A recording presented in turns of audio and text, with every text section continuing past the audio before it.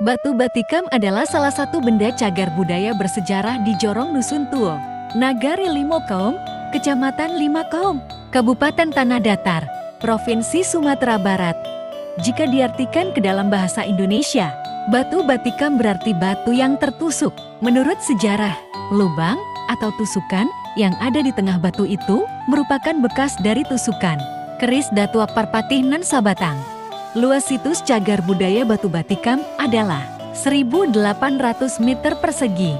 Dulu berfungsi sebagai medan nan bapaneh atau tempat bermusyawarah kepala suku. Susunan batu di sekeliling Batu Batikam seperti sandaran tempat duduk, berbentuk persegi panjang melingkar. Rang minang tasabui namonyo batampe di mabarado nan elo budi bahaso nan kuai raso pareso nan elo budi bahaso nan kuai raso pareso.